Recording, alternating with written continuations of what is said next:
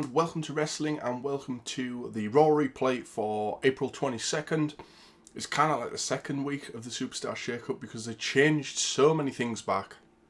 Got a new setup here back at my parents' as I previously explained, so you'll have to get used to maybe things don't look quite as good, the lighting's not quite as good.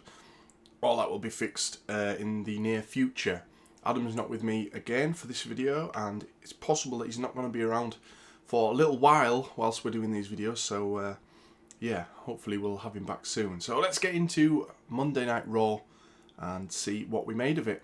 So Triple H started things off and he got Seth Rollins out to the ring, and Seth sort of said, "What's next? You know, I've slayed the beast, so who's next? Who's the next challenger?"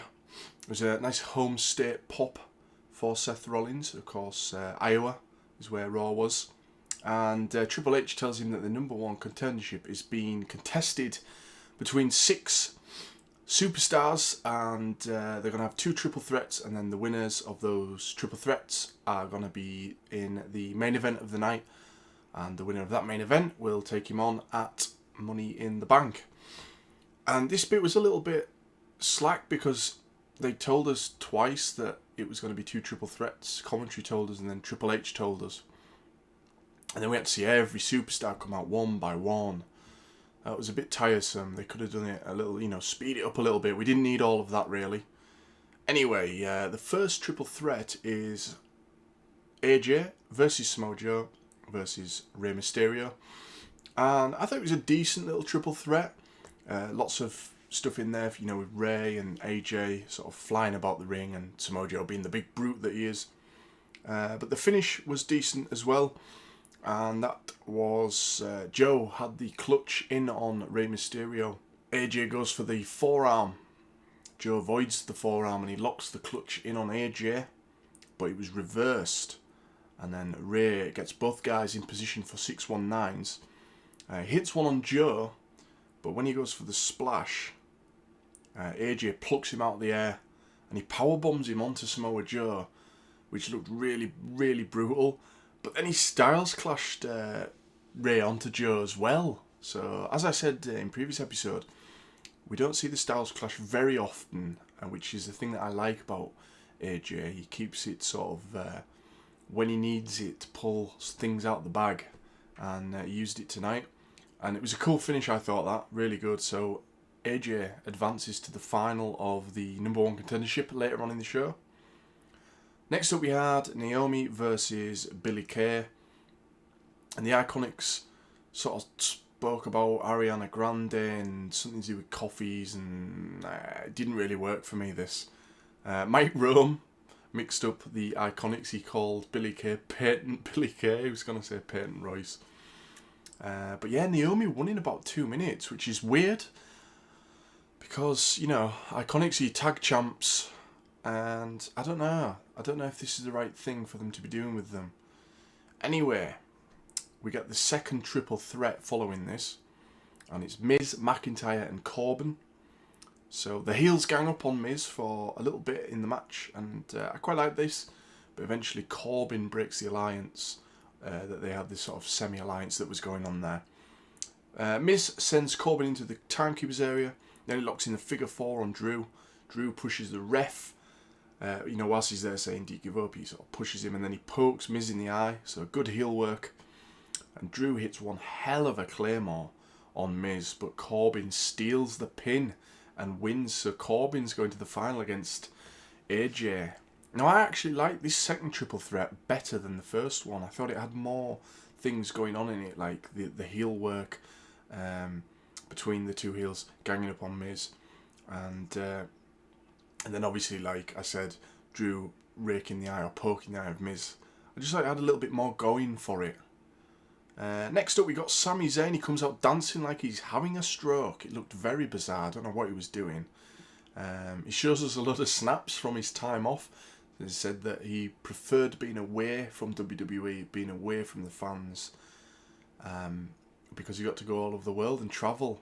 So it was literally like sitting and watching some relative show you their vacation snaps. So he was getting a lot of boos for this. After this, we got Cedric Alexander versus Cesaro. So apparently Cesaro's switched, which didn't happen last week. So as I say, it's kind of like the second week of the Superstar Shake-Up. And this means the bar have been split up, I think. But apparently Sheamus is injured or needing time off or something. So I don't quite know what's happening there. And Cesaro got a new Tron.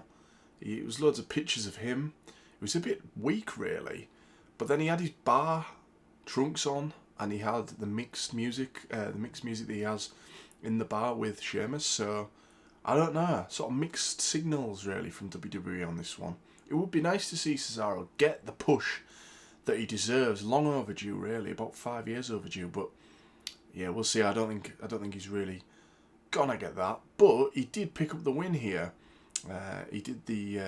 Cedric did like a springboard off the ropes, and Cesaro just hit him with that massive uppercut, and he actually won off the uppercut. So yeah, we'll see if Cesaro's going to get a bit of a singles push. We have the Usos interviewing with Charlie Caruso, which I thought was quite funny. They were poking fun at themselves with the drink driving things that's happened. They did like a funny look at each other and they mentioned drink driving.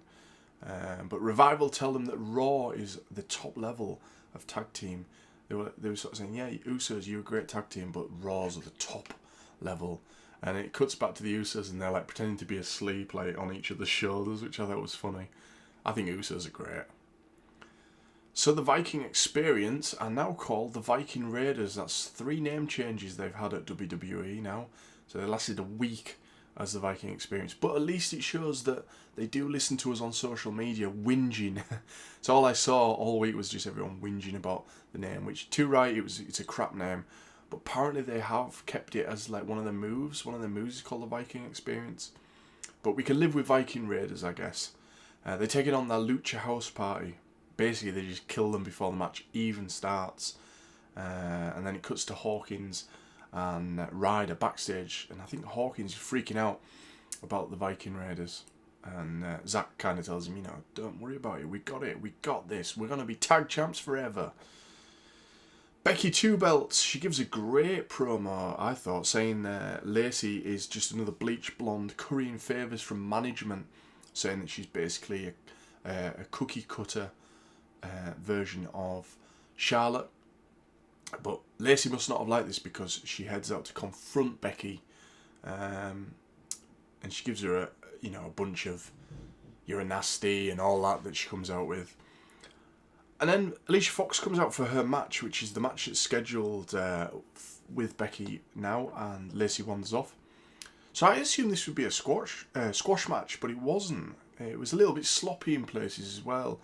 I think that was more the fault of Alicia Fox, and I don't mind Alicia Fox. I think she's kind of underutilised, but yeah, this wasn't a great showing. There was a few moments where it was like, ooh, it's a little bit sloppy. But anyway, Becky does 2 Bexploders, and then she gets the disarmer in, and she wins. But as soon as the bell rings, Lacey's in the ring. She gives her the woman's right, and Becky kind of like stumbles about, and she sold it interestingly, let's say that. And then when she tries to stand up, she gets another woman's right to the face. So Lacey's kind of getting the jump on Becky at the minute. Then we have Ricochet facing Robert Roode. So another change of gimmick. And he's got a big old porno stash, has Robert Roode. And I read into it, apparently it was something that he used in his TNA run. So yeah, I don't know why they changed it. I'm not sure, but I think he's gone back heel, which is a good thing, because he wasn't very good as a babyface. And yeah, I seem to remember him being better as a heel. So anyway, Ricochet goes for the 630 and he misses. Bobby Roode slams him into the ring post, and then he hits the glorious DDT for the win. So yeah, picks up the win. Are they going to start giving Robert Roode a bit of a push, because my God, he's been on the main roster now for nearly 2 years, is it 2 years? And he's done absolutely nothing. I think what did he have, a US title win in there somewhere? Anyway, we finally get to see Bray Wyatt's new gimmick. They run a Firefly Funhouse. It's kind of like a little kids show, and I was just like, what is going on here? He's like a deranged children's show host. with Mercy the Buzzard, and I can't remember the witch's name. And he says, "I used to be a bad man." And there's the cutout of the old Bray gimmick, and he takes a chainsaw to it and cuts through it after talking to her. Now he's got these gloves on. One says hurt, one says heal, and the hurt glove goes like this to his ear, and it tells him to destroy his old persona. And he has like a really menacing laugh, and then he sort of says, "Let me in, you know, you got to let me in." And it was very weird, and at first I was kind of like, oh my god, what are they doing with Bray Wyatt?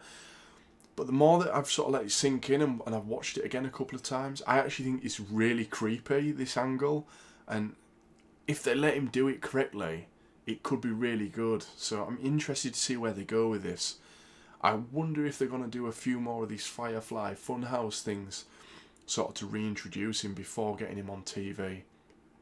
But yeah, it's got potential for me, I think. Quite looking forward to it. So we get to the main event of the show, and it's AJ versus Baron Corbin, and I thought it was actually an alright match, to be honest. Corbin, he gets a lot of hate, but I don't think he's too bad. You know, he's alright. He's got a good moveset. I think we're kind of fans of his moves and his in-ring ability here on Welcome to Wrestling, which is not too sold on the character. Anyway, he gets a deep six, and then he goes for the end of days on AJ, which he reverses into the calf crusher. Which I thought was cool. It looked good. AJ eventually wins from the phenomenal forearm, and so that sets up AJ versus Seth Rollins at Money in the Bank, which is a match that I think is going to have a lot of people really interested. It promises to be a decent one, two of the best in WWE, and that's to look forward to, definitely. Seth heads out at the end of the show, and he offers sort of a sign of respect, a show of respect, and he puts his hand out for a friendly handshake ahead of this match that is going to happen at Money in the Bank. So, yeah, it was an interesting Raw. Apparently, they only finished the script about 4 minutes before the end of the show. So, at the start of the show, sorry. Which, yeah, that's like WCW territory, isn't it? But I thought it was alright. Now, I did correspond with Adam about it. And as I say, obviously he's not here, but he wasn't as keen as I was on it. I thought it was okay, considering. I enjoyed the 2 triple threat matches, and I'm sort of on board with Bray Wyatt's new thing. So I'm going to give it a 6. I don't think it was amazing, but it was decent. If you've enjoyed the video, then please subscribe and hit like. And we will see you for our SmackDown synopsis. See you later.